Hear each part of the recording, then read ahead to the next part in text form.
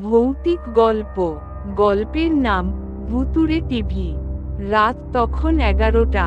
নিঝুম নীরবতা ভেঙে মাঝে মাঝে কুকুরের ডাক শোনা যাচ্ছে। শহরের এক কোণে পুরনো একটি দোতলা বাড়িতে বাস করে রাকিব নামের এক তরুণ। ইন্টারনেটে কাজ করে, একা থাকে, বই পড়া আর পুরনো জিনিস সংগ্রহ করা তার শখ। একদিন স্থানীয় পুরনো জিনিসের দোকানে সে দেখতে পেল একটি বর্ষর কালো সাদা রঙের টিভি। দেখতে একদম 80-দশকের মতন। দোকানদার বলল, এটা বিক্রি করতে চাই না, অনেক কিছু ঘটে এটার সাথে। রাকিব হেসে বলল, ভূতের গল্প নাকি? দোকানদার মুখ নিচু করে বলল, বিশ্বাস না করলে নিজেই বুঝবেন।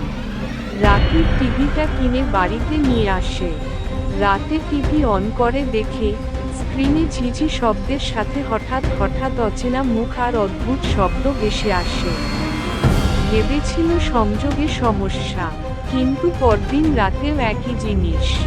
এবার সে টিভির সামনে বসতেই টিভির ভিতরে কারো কণ্ঠ শোনা গেল, আমার মুক্তি চাই। রাকিব চমকে উঠে সেই টিভি বন্ধ করে দিলেও শব্দ থামল না। রাকিবের ঘুম হচ্ছিল না। রাত 2টা বাজে।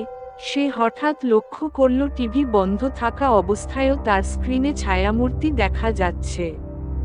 ধীরে ধীরে সেই ছায়াটি পরিষ্কার হতে লাগল, একজন নারীর অবয়ব, মুখে একরকম যন্ত্রণার ছাপ।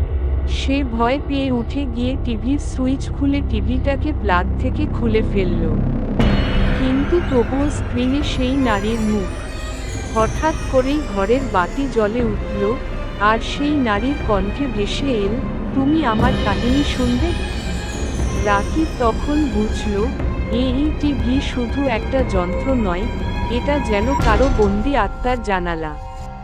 পরদিন রাকিব স্থানীয় লাইব্রেরি গিয়ে টিভিটির ব্র্যান্ড এবং ইতিহাস নিয়ে খোঁজ নিতে থাকে। সে জানতে পারে এই টিভিটি 1982 সালে নির্মিত হয়েছিল এবং একটি ভয়ঙ্কর ঘটনা ঘটেছিল এক নির্দিষ্ট পরিবারে। রোকসানা নামের এক নারী এই টিভি দিয়ে প্রতিদিন নাটক দেখতেন। এক রাতে তিনি নিখোঁজ হয়ে যান। তার স্বামী বলেছিল, সে টিভির সামনে বসেছিল, হঠাৎ নিখোঁজ হয়ে যায়। পরে পুলিশ তদন্ত করে কিছুই খুঁজে পায়নি। রাকিব বুঝতে পারে টিভির ভেতরে বন্দি রোকসানা, আত্মা।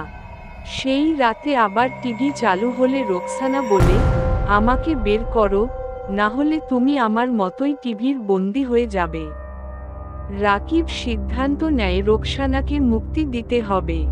সে পুরনো পত্রিকা ও তন্ত্রবিদের সাহায্যে জানতে পারে যে আত্মাকে মুক্তি দিতে হলে তাকে তার মৃত্যুর সত্য ঘটনা জানাতে হবে। রাকিব খুঁজে খুঁজে জানতে পারে, রোকসানার স্বামী তাকে হত্যা করে লাশ লুকিয়ে ফেলে টিভির ভেতরে এক অভিশপ্ত তন্ত্র ব্যবহার করে।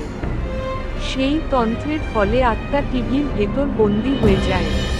রাকিব একটি বিশেষ মন্ত্র পড়ে টিভির সামনে দাঁড়িয়ে বলে, তোমার সত্য জানি রোকসানা, এবার তুমি মুক্ত।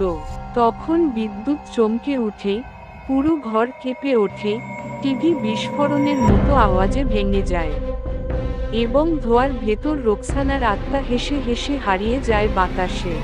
কিন্তু রাতের শেষ প্রহরে রাকিব নিজের আয়নায় তাকিয়ে দেখে, তার চোখ রক্তবর্ণ, আর মুখে রোকসানার ছায়া। সে কি সত্যিই মুক্তি পেয়েছিল, নাকি অন্য কারো শরীর দখল করে বেরিয়ে এসেছে?